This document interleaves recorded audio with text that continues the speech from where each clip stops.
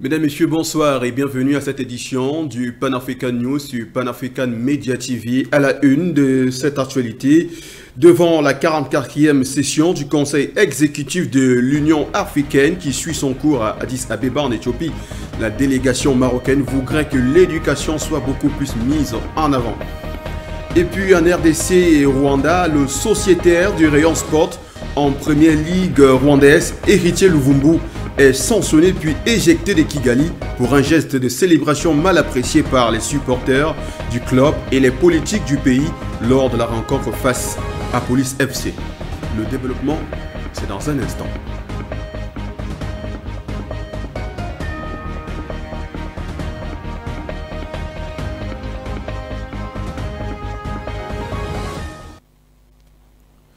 Une fois de plus, mesdames, messieurs, bonsoir et merci d'être présents pour cette autre édition complète de l'information sur Pan African Media TV. Votre fidélité nous honore. Ouvrons ce journal avec l'Union africaine où le Maroc a demandé devant la 44e session ordinaire du Conseil exécutif de l'Union africaine que l'éducation soit beaucoup plus mise en avant parce qu'elle est un véritable levier du développement pour une Afrique qui se veut beaucoup plus conquérante.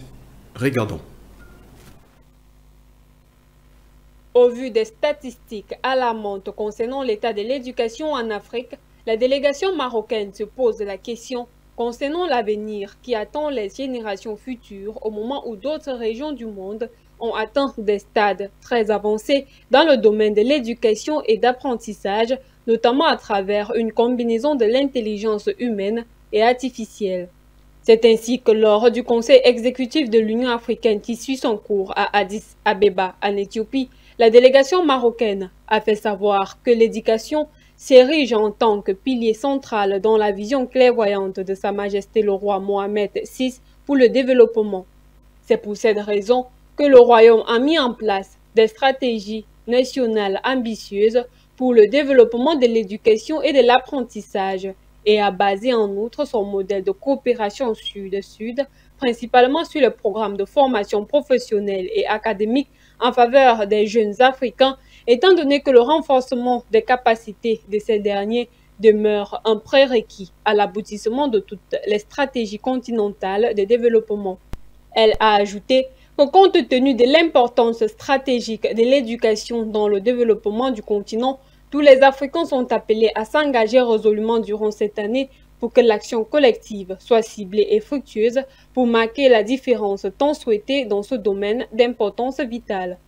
Cette prise de position du Maroc intervient après que l'Union africaine et ses partenaires ont appelé à des efforts concertés pour promouvoir une éducation équitable et inclusive visant à prévenir la violence en Afrique. L'appel conjoint a été lancé par l'Union africaine et ses partenaires, notamment le Haut Commissariat des Nations Unies aux droits de l'homme, l'Institut des Nations Unies pour la formation et de la recherche, le groupe de la Banque mondiale et Institut des écoles sur la paix et la sécurité lors de la réunion tenue en marge du sommet de l'UA en cours.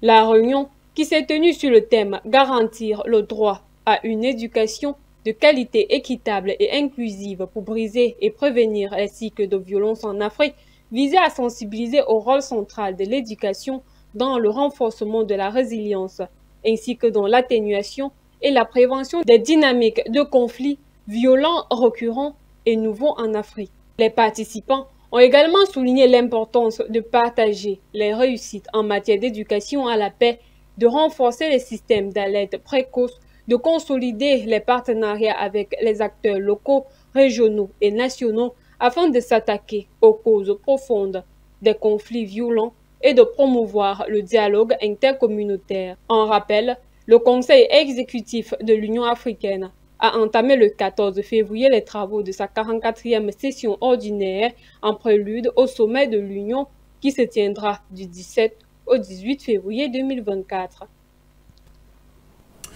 Et puis, il faut rappeler que pour ce qui est de l'Union africaine, la 37e session ordinaire de son Assemblée générale suit son cours et débouchera sur l'élection du tout nouveau président de cette institution africaine. Actuellement, nous avons à la tête le président Assali Assoumani, qui est le président des Comores. Et comme le veut la charte électorale, il faudrait plutôt que ce soit un président de l'Afrique du Nord. Alors, le 18 février, ce sera une nouvelle fumée qui va sortir. Allons cette fois-ci parler de coopération.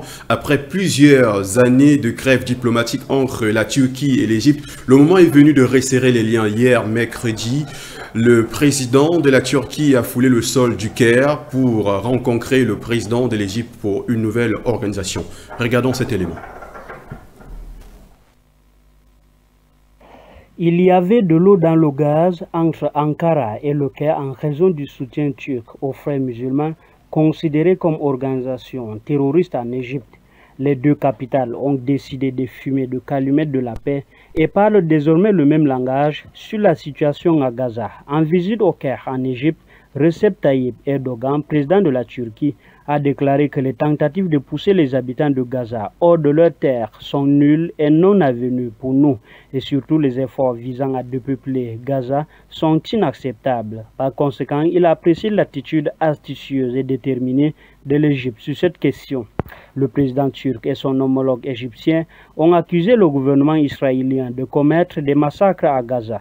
En dehors de cette question de l'enclave palestinienne, Abdel Fattah al-Sisi et Recep Tayyip Erdogan ont aussi évoqué les sujets d'intérêt commun alors qu'ils reviennent aux anciennes amours.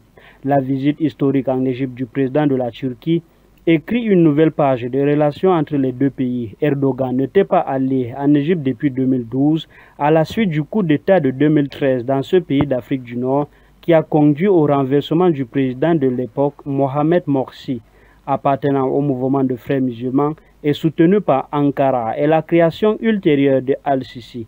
Les relations entre les deux pays sont devenues de plus en plus tendues. Plus de 10 ans après, le dirigeant turc a été accueilli avec les honneurs par son homologue égyptien à son atterrissage à l'aéroport du Caire. Les deux hommes ont ensuite signé plusieurs accords plaidant tous deux pour une nouvelle étape dans des relations, une augmentation des échanges commerciaux à 15 milliards de dollars par an sous quelques années et une coopération diplomatique au Moyen-Orient et en Afrique. Eh bien, allons cette fois-ci en République de Côte d'Ivoire où plusieurs voix s'élèvent depuis quelques jours au lendemain de la Coupe d'Afrique des Nations qui s'est tenue. Eh bien, ils s'offusquent de ce que certaines images présentent un amphi à l'université Houphouët-Boigny où des élèves sont assis à même le sol. Ils demandent à ce que le président de la République, Alassane Dramane Ouattara, puisse se pencher sur cet aspect puisque l'éducation est un véritable levier de développement. Ils s'offusquent également du fait que l'État a déployé de nombreuses ressources pour organiser cette grande messe du football au détriment de l'éducation dans le pays. Regardons cet élément une fois de plus. Dans les jours qui ont suivi la clôture de la 34e édition de la Coupe d'Afrique des Nations en Côte d'Ivoire, de nombreuses voix se sont élevées sur les réseaux sociaux ivoiriens pour dénoncer les conditions précaires dans lesquelles les étudiants suivent leur cours à l'université Félix Houphouët-Boigny. Des images devenues virales montrent des étudiants assis à même le sol dans des amphithéâtres surpeuplés. Cette situation a suscité une vague d'indignation en ligne, appelant au passage le chef de l'État Alassane Ouattara à s'y pencher. Certains internautes déplorent que le gouvernement ait alloué des budgets importants à l'organisation de la CAN au détriment de l'éducation qui est considérée comme un véritable levier de développement pour le pays. Même si les retombées économiques, culturelles et sociales de cette grande messe du football continental ne sont pas à négliger, il faut tout au moins souligner que, selon ces critiques, une partie de cet argent aurait pu être mieux utilisée pour améliorer les conditions d'enseignement et fournir les infrastructures nécessaires afin d'offrir une éducation de qualité aux étudiants qui seront les dirigeants de demain. De plus, de nombreux commentaires dénoncent les montants jugés exorbitants offerts par le président Alassane Ouattara aux joueurs, au staff et à la Fédération ivoirienne de football, en guise de récompense pour leur performance lors de la CAN 2023. En effet, chaque joueur a reçu une prime de 50 millions de francs CFA et une villa d'une valeur identique.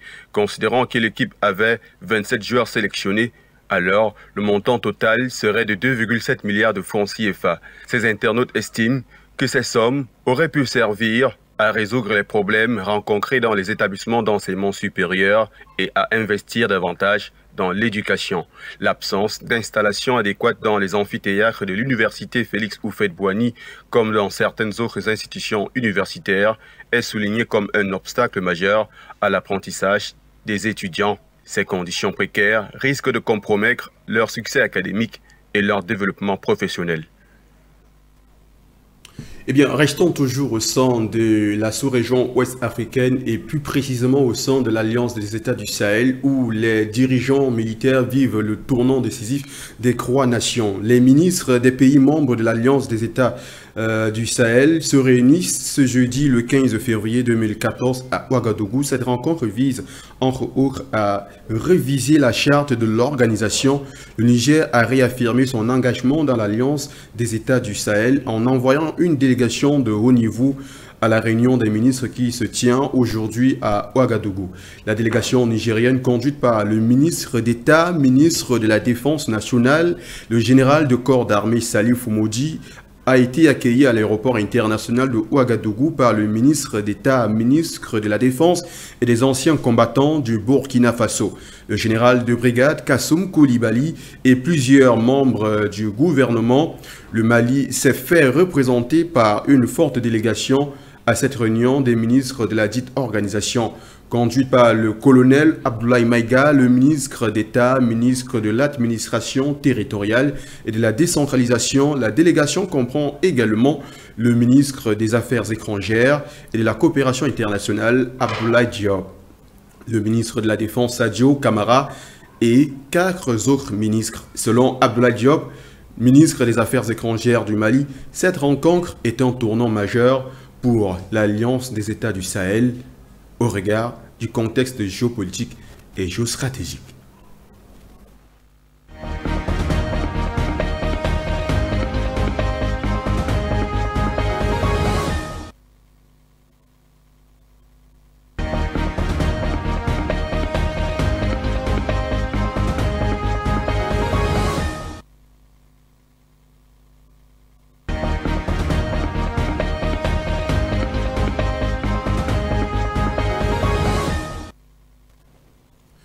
Et puis, parlons de l'insécurité. Les autorités haïtiennes ont annoncé hier, mercredi, qu'elles étaient en réflexion sur un accord officiel avec les autorités kenyanes dans l'optique d'assurer le déploiement des forces de police dans le pays à l'effet de lutter contre le gangstérisme. Ces groupes de personnes qui sèment la terreur dans les différentes villes d'Haïti, faisant au passage des pillages et des agressions sur les populations.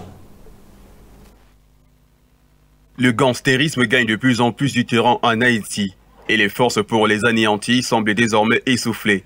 Dans l'optique de les mettre hors d'état de nuire, dans les temps à venir, des hauts fonctionnaires de Haïti et du Kenya se sont réunis aux États-Unis pendant 3 jours cette semaine afin de rédiger un protocole d'accord et de fixer une date limite pour l'arrivée des forces de police kenyanes sur le territoire haïtien. Ces réunions à huis clos auxquelles ont participé de hauts responsables américains ont eu lieu quelques semaines après qu'un tribunal kenyan a bloqué le déploiement de forces de police soutenues par l'ONU pour aider Haïti à lutter contre la recrudescence de la violence des gangs, estimant qu'il se graissait en marge de la constitution du pays.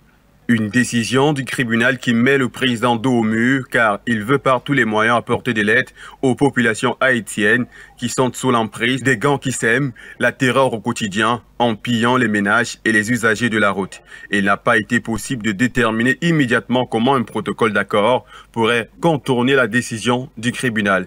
Quoi qu'il en soit, William Ruto, président du Kenya, qui est décidé à apporter de l'aide, a déclaré qu'il ferait appel. Le gouvernement haïtien a déclaré dans un communiqué qu'il y avait des discussions intenses pour mettre le protocole d'accord en conformité avec la législation des 2 pays. Une décision finale sur le texte devrait intervenir au début de la semaine prochaine, ainsi que sa signature par les 2 parties, a déclaré le gouvernement haïtien. Les discussions ont également porté sur les opérations, la logistique et la conformité de la mission, ainsi que sur la surveillance, l'équipement nécessaire et les questions relatives aux droits de l'homme. Le déploiement a été demandé par le Premier ministre haïtien Ariel Henry, qui assure l'intérim depuis l'assassinat du président Jovenel Moïse. En octobre 2022, il a émis ce vœu et cela a été approuvé par le Conseil de sécurité des Nations Unies un an plus tard. Mais il est depuis heurté à de multiples obstacles juridiques, alors que la guerre des gangs dans la capitale haïtienne et au-delà continue d'augmenter. Le haut-commissaire des Nations Unies aux droits de l'homme, Volker Turk, a récemment noté que plus de 800 personnes ont été tuées, blessées ou kidnappées en Haïti en janvier, soit plus de 3 fois plus qu'au cours du même mois en 2023. Eh bien, en terminant cette édition en sport, mais surtout sur une note géopolitique, le torchon brûle toujours entre la République démocratique du Congo et le Rwanda. Le sociétaire de Rayon Sport, héritier Luvumbu, après avoir été suspendu de son club la dernière fois alors qu'il célébrait un but face au FC Police, cette fois-ci, il a été éjecté de Kigali pour cette célébration qui avait été mal appréciée par les supporters et le staff de son équipe. Regardons cet élément. Héritier Luvumbu, footballeur congolais évoluant le week-end dernier au sein du club Rayon Sport au Rwanda, est arrivé mercredi dernier à Kinshasa après une décision controversée de son club de résilier son contrat. Accueilli par le ministre congolais des Sports et Loisirs, Kabulo Mona Kabulo, Luvumbu est expulsé de Kigali suite à une suspension et une résiliation de contrat sous fond de gestes symboliques lors des matchs.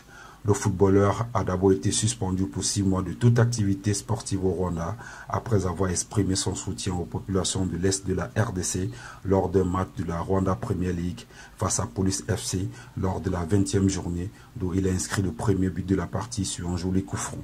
Son geste consistant à couvrir sa bouche d'une main et à pointer 2 doigts sur la tempe, a été interprété comme une dénonciation de l'agression de la République démocratique du Congo par le Rwanda. Rayon Sport, l'actuel 2e du championnat, avait rapidement réagi en condamnant le geste de Luvumbu, soulignant l'importance de la discipline. Les réseaux sociaux rwandais ont également exprimé leur indignation, appelant au licenciement et à l'expulsion de Luvumbu du Rwanda, une action qui a finalement été entreprise par le club. Du côté congolais, les internautes ont salué le geste de Luvumbu. La résiliation du contrat de Luvumbu marque une nouvelle étape dans cette controverse mêlant sport et politique, suscitant des réactions contrastées au Rwanda et en RDC. Eh bien, c'est ici que nous mettons un terme à cette édition du Pan-African News sur Pan-African Media TV. Mesdames, Messieurs, merci d'avoir été de notre, votre fidélité nous honore. Portez-vous bien. À très bientôt.